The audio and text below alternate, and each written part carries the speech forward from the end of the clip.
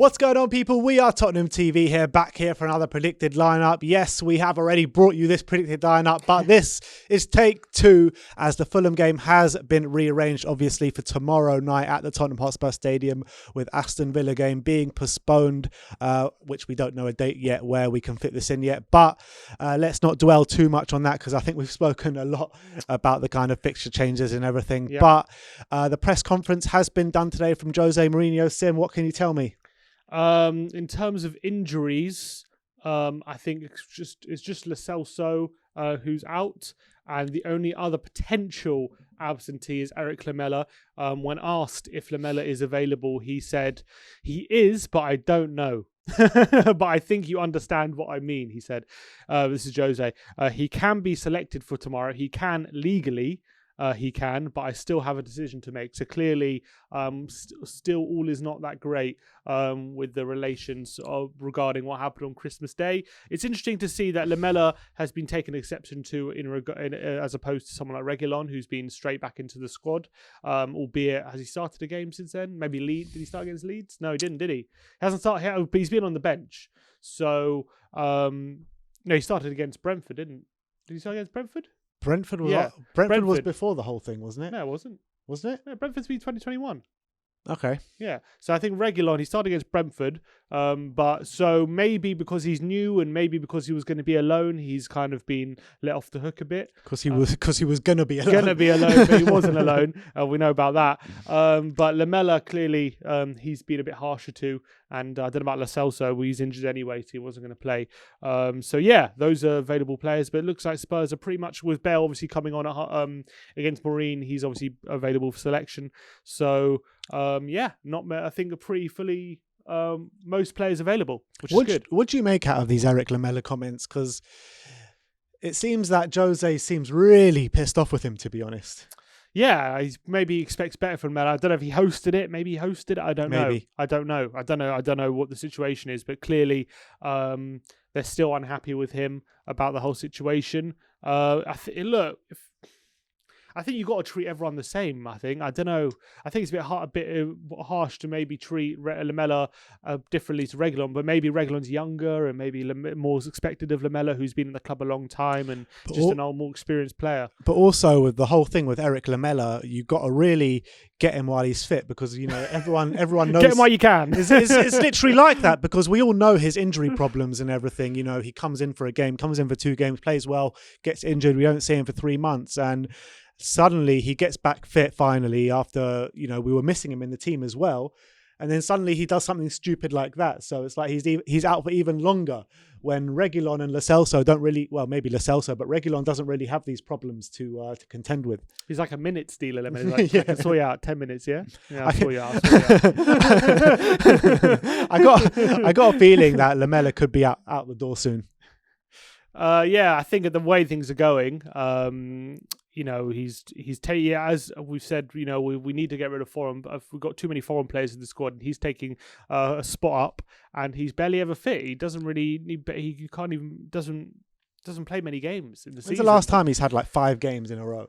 I don't know. It's probably been a while. And he, you know, whenever he gets injured, it's never for like a week. It's always for like 2 months. And it's always for like behind the scenes injury. You never see him get injured. I don't think I've ever seen Lamela get injured once. I've never actually physically seen him get injured, which is a very weird. Like, never limped off, never nothing. He's always like fine, and then all of a sudden we hear he's out for 2 months. Yeah. But anyway, look, he's looks like he's probably not going to play. So unfortunately for him. But yeah, we have most of our squad fit, which is good. Yeah, also just quickly on the Eric Lamela thing, the reason why it's such a shame is because it seemed as though he was actually one of Mourinho's favourites. Yeah. And then this whole thing happens, and now with 18 months left in his contract, Mourinho's probably thinking, well, actually, this guy's actually never fit. I think, to be honest, in his last 2 managers in Pochettino and Mourinho, he couldn't have wished probably 2 better managers for him, I feel. But yeah, fitness issues just dogged him throughout his time at Spurs. And I think however good he is, I think he is a good player. I don't think he outweighs how much time he is out injured, unfortunately. And that's just a sad reality of the situation. So anyway. And look, with 18 months left in his contract, this summer's the last summer that we can get a fee for him, really. Yeah, pretty much. So there you go. Let's get into the predicted lineup. We're going to go for a 4-2-3-1 formation. In goal, obviously, captain Hugo Lloris. He comes back in, yeah. Right back, we're going to go for Serge Aurier, aren't we? I'm just not impressed with Doherty. I'm really not. Yeah, I think Aurier deserves his place. I think for sure he's definitely been the superior right back. He starts in this game. We need him. Left back, we're going to go for Reguilon to come back in. Was there an update with Ben Davies? We know he limped off, didn't he, against Marine? He hasn't said anything about him being injured, so I'm assuming he's available for selection. And actually, to be fair to Davis, he's been quite good. He has. In the last few games, he's actually really stepped up and actually been quite good at left back, really solid, getting forward quite nicely. I expect him to be involved in and amongst the next few games. I don't think he starts this one, though. I wouldn't be surprised if it gets, for example, against Sheffield United, if he gets to start. Even against Liverpool, he started at Anfield, didn't he? He did start at Anfield, right, and play well. But I feel like Reguilon starts this one. All right, so Aurier and Reguilon on the flanks, centre-back positions. We've actually got a decision to make here because Davinson Sanchez hardly been involved the last couple of games. He's played 2 or 3 games. Toby Alderweireld has only played 1.5 games in the last 5 games. Joe Rodon came in, played really well, albeit against Marine.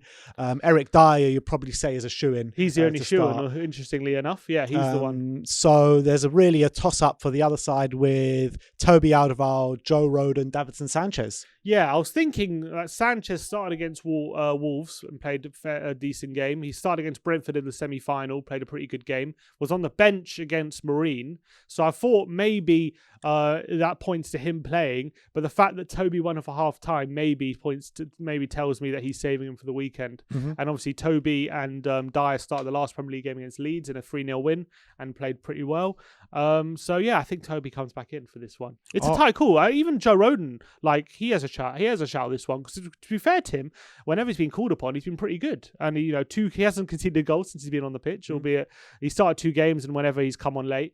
So I think Rodon is with a shout, him and Dyer, but I think we just go for Toby in this one. Yeah, I completely agree. So that's a back 5 of Lloris in goal, Aurier right back, Reguilon left back with Toby and Dyer in the centre back positions.